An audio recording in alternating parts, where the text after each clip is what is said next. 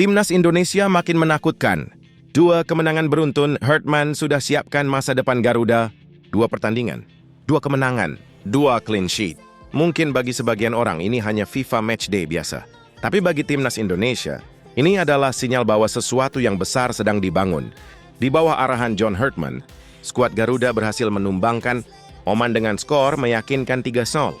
Belum sempat euforia itu reda, Indonesia kembali membuat publik sepak bola Asia Tenggara terkesima setelah mengalahkan Mozambik 1-0 di Stadion Utama Gelora Bung Karno. Ciao Betati, kedua lawan tersebut memiliki ranking FIFA yang lebih tinggi dari Indonesia. Itu artinya, kemenangan ini bukan sekadar menambah rasa percaya diri, tetapi juga menjadi bukti bahwa Indonesia kini semakin mampu bersaing menghadapi tim-tim yang selama ini dianggap berada satu level di atas. Lalu, apa sebenarnya yang membuat John Hurtman begitu puas setelah FIFA Matchday Juni ini? Dan mengapa 2 kemenangan ini bisa menjadi modal penting menuju masa depan Timnas Indonesia? Mari kita bahas. Pertandingan melawan Mozambik mungkin berakhir hanya dengan skor 1-0.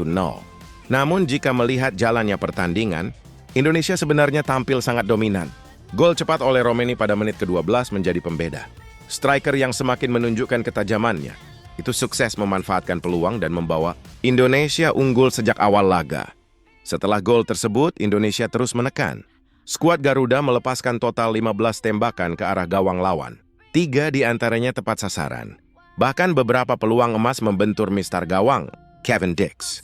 Menjadi salah satu pemain yang hampir mencatatkan namanya di papan skor andai, tendangannya tidak menghantam tiang. Dari sisi penguasaan bola, Indonesia juga unggul jauh.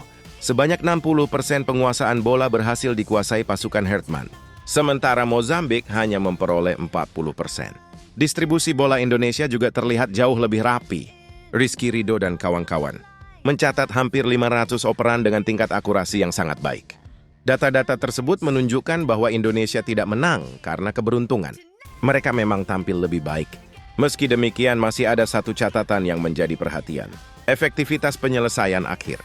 Dari banyaknya peluang yang tercipta, Indonesia hanya mampu menghasilkan 1 gol. Oleh Romeni sendiri mengakui hal tersebut. Menurutnya, Indonesia sebenarnya masih bisa tampil lebih baik lagi. Pernyataan yang menunjukkan bahwa para pemain tidak cepat puas meski berhasil meraih kemenangan. Dan justru mentalitas seperti inilah yang dibutuhkan untuk berkembang menjadi tim besar. Namun bukan hanya kemenangan yang membuat John Hurtman tersenyum. Ada alasan lain yang mungkin jauh lebih penting, yakni perkembangan para pemain muda Indonesia. Pada FIFA Matchday kali ini, Hurtman tidak hanya mengandalkan nama-nama yang sudah menjadi langganan tim nasional. Ia juga memberikan kesempatan kepada sejumlah pemain serang muda yang diproyeksikan menjadi tulang punggung Indonesia di masa depan. Nama-nama seperti Rizky Ridho, Ivar Jenner, Donny Tri Pamungkas, Beckham Putra hingga Raihan Hanan mendapatkan menit bermain yang cukup berharga. Bagi Hurtman, pengalaman menghadapi tim seperti Oman dan Mozambik merupakan bekal yang tidak bisa digantikan oleh latihan biasa. Karena di level internasional, pemain belajar menghadapi tekanan yang berbeda. Belajar mengambil keputusan dalam tempo cepat, dan belajar bertanggung jawab ketika mengenakan lambang Garuda di dada. Hurtman bahkan secara terbuka mengaku terkesan dengan perkembangan para pemain muda tersebut. Menurutnya, mereka akan menjadi sosok penting bagi Indonesia di ajang AFF nanti dan juga masa depan. Timnas secara keseluruhan, pernyataan ini tentu menjadi kabar baik. Karena selama bertahun-tahun, salah satu masalah terbesar sepak bola Indonesia adalah regenerasi. Kini, Indonesia mulai memiliki lapisan pemain muda yang siap bersaing di level tertinggi. Menariknya lagi, FIFA Matchday Juni ini juga memperlihatkan kedalaman skuad Indonesia yang semakin baik. Ketika melawan Oman, Hurtman memberikan kesempatan kepada pemain-pemain seperti Yaakob Sayuri, Sadil Ramdhani hingga Mauro Zijlstra. Sementara pada laga berikutnya, pemain lain kembali mendapatkan menit bermain.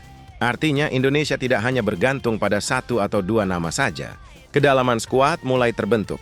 Dan hal ini sangat penting mengingat jadwal pertandingan internasional yang semakin padat. Apalagi Indonesia akan menghadapi Piala AFF 2020 dalam waktu dekat. Turnamen tersebut kemungkinan besar akan diisi oleh pemain-pemain yang berkiprah di kompetisi domestik. Sementara para pemain yang bermain di Eropa akan fokus bersama klub masing-masing.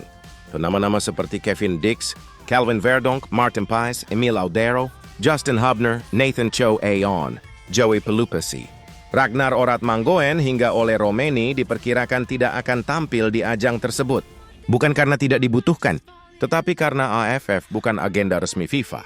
Dan Herdman tampaknya memahami pentingnya menjaga hubungan baik dengan klub para pemain. Karena target yang lebih besar sudah menanti di depan. Meski menang, Indonesia tetap mendapat ujian berat dari Mozambik. Setelah tertinggal 1 gol, tim tamu tampil lebih agresif. Mereka terus menekan dan mencoba mencari gol penyama kedudukan. Beberapa kali pertahanan Indonesia dipaksa bekerja keras. Maarten Paes menjadi salah satu pemain yang tampil luar biasa. Kiper andalan, Indonesia itu melakukan sejumlah penyelamatan penting yang membuat gawang Garuda tetap aman hingga peluit panjang berbunyi. Pada babak kedua, tekanan Mozambik semakin meningkat. Kelincahan para pemain depan mereka membuat Kevin Dix dan Calvin Verdonk harus terus waspada. Bahkan menjelang akhir pertandingan, Indonesia sempat berada dalam situasi yang cukup berbahaya. Namun satu hal yang membuat Herdman bangga adalah mentalitas timnya. Indonesia tidak panik, tidak kehilangan fokus, dan tidak menyerah. Mereka bertahan sebagai satu kesatuan hingga pertandingan berakhir. Menurut Herdman, pertandingan seperti inilah yang dibutuhkan Indonesia.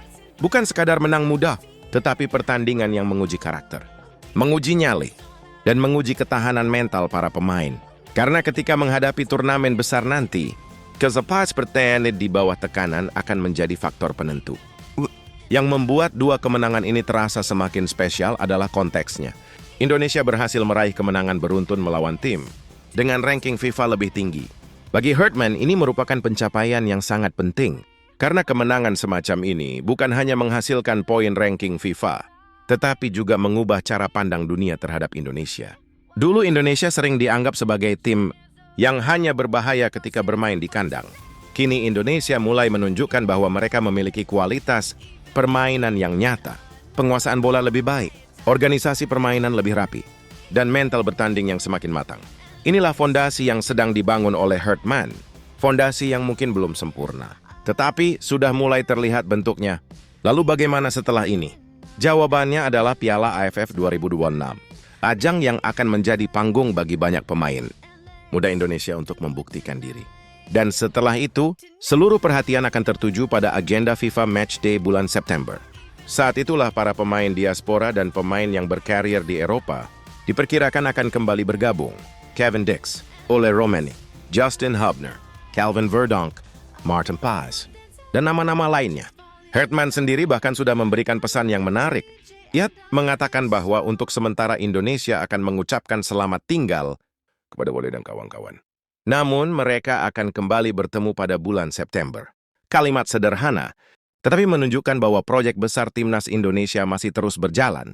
Dan FIFA Matchday Juni hanyalah satu langkah kecil dari perjalanan panjang tersebut. 2 kemenangan, 2 clean sheet, dan sederet pemain muda yang terus berkembang. Jika melihat apa yang terjadi dalam beberapa hari terakhir, publik Indonesia punya alasan untuk optimistis. Banyak kekurangan yang harus diperbaiki. Masih ada masalah efektivitas penyelesaian akhir. Masih ada aspek permainan yang perlu ditingkatkan. Tetapi arah yang dituju timnas Indonesia terlihat semakin jelas.